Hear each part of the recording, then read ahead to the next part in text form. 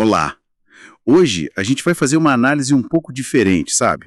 Vamos olhar para Daniel e seus companheiros, Xanania, Mixael e Azariá, não tanto como profetas, mas como mestres da sabedoria ali no meio do exílio babilônico.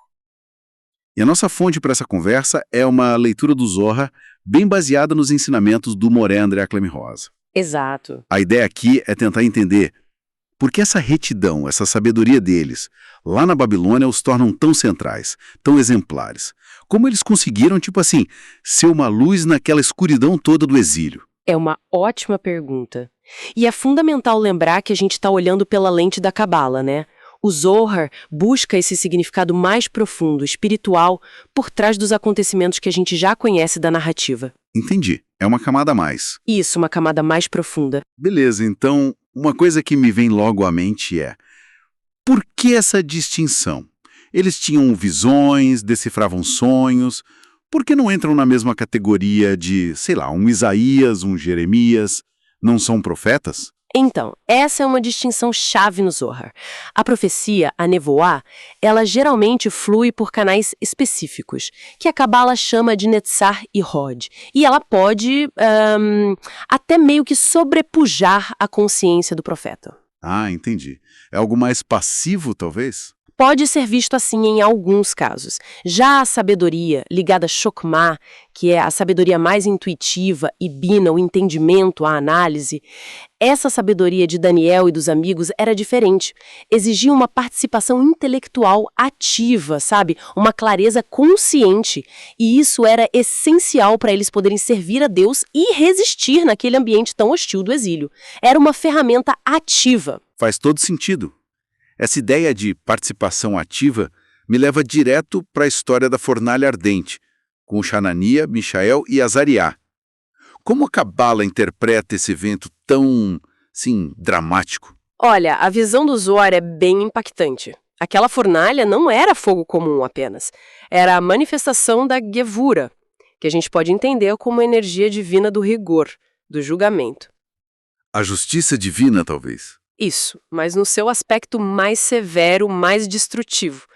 E estava diretamente ligada à idolatria da estátua, que a Cabala associa a Sitra Achara, o outro lado, a força negativa. Certo. Então, a sobrevivência deles ali não foi tipo sorte ou um milagre passivo apenas. Foi a demonstração de que a santidade, a conexão intensa com o divino, pode literalmente esfriar, neutralizar essa energia de julgamento severo. E o detalhe de saírem sem cheiro de fumaça.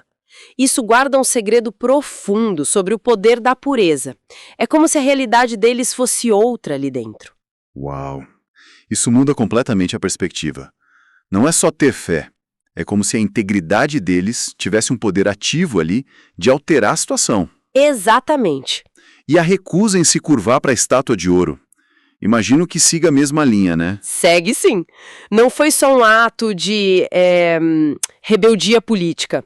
Foi uma manifestação dessa Shohimá, dessa sabedoria prática que eles tinham. Como assim? Eles conseguiam enxergar além da aparência imponente da estátua.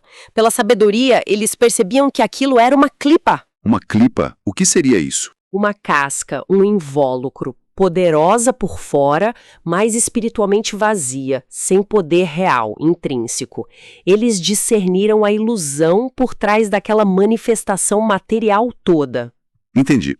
Essa capacidade de discernir o que está por trás me leva ao Daniel interpretando os sonhos e as visões do rei.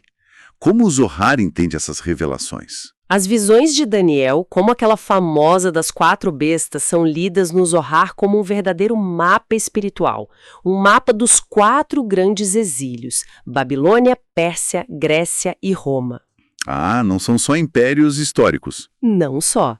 Cada besta representa também uma clipa específica, uma força espiritual negativa que dominou aquela era. O Daniel, com sua Biná, seu entendimento, não só previu eventos, mas ele compreendeu a natureza espiritual desses domínios e, até a duração deles. Ele via a dinâmica espiritual por trás da história. Incrível! E isso se conecta com aquele cálculo famoso do fim dos tempos, o Ketz Hayamin, que ele teria calculado. Sim, ele teve essa compreensão, ele calculou esse período, mas aí vem um ponto muito interessante e crucial. Ele recebeu uma ordem divina para selar o livro. Selar. Manter em segredo. Por quê? Exatamente, para preservar o nosso livre-arbítrio. Revelar o fim de forma muito explícita tiraria o mérito das nossas escolhas, da nossa luta espiritual ao longo da história, sabe? Claro, perderia o sentido, né? Pois é, selar esse segredo foi um ato de imensa responsabilidade. Mostra que nem toda sabedoria é para ser revelada abertamente. Que peso, hein? E pra gente ir fechando esse ciclo de provações? Tem a Cova dos Leões, outro momento de tensão máxima. Qual o significado mais profundo ali, segundo essa visão? Seguindo a mesma lógica que a gente está conversando, os leões ali representam, de novo, a divura, o julgamento divino, só que na sua forma mais crua, selvagem. Entendi. E os ministros do rei que acusaram o Daniel, eles eram o reflexo aqui na Terra dos acusadores espirituais, lá da Citra-charra, que estão sempre buscando uma brecha, um motivo para acusar. Faz sentido. A sobrevivência do Daniel, ele sair ileso dali, significou que a retidão dele, a pureza dele era tão completa, tão absoluta, que literalmente calou a boca desses acusadores espirituais. A integridade dele neutralizou a base para o julgamento se manifestar contra ele. Pacificou a própria força da divura. Impressionante. Então, para a gente amarrar tudo isso que a gente conversou, com base no Zohar, Daniel e seus companheiros, Xananiá, Mishael e Azariá, eles se tornam quase como arquétipos do sábio místico, né? Exato. Eles mostram que, mesmo no meio do exílio, da opressão, a sabedoria e a pureza, conectadas com a essência espiritual, não só permitem sobreviver, mas podem, de fato, governar espiritualmente, discernir a verdade por trás das aparências e manter acesa a esperança pela redenção final, pela era do Mashiach. Perfeito. E isso talvez nos deixe com uma reflexão final, né?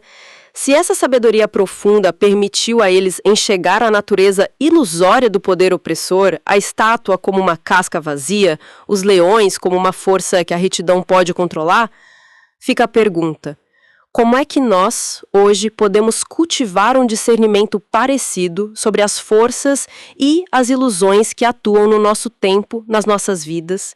Como essa clareza pode fortalecer a nossa integridade pessoal diante dos desafios que a gente enfrenta, das nossas Babilônias particulares? Uma excelente reflexão para a gente levar daqui.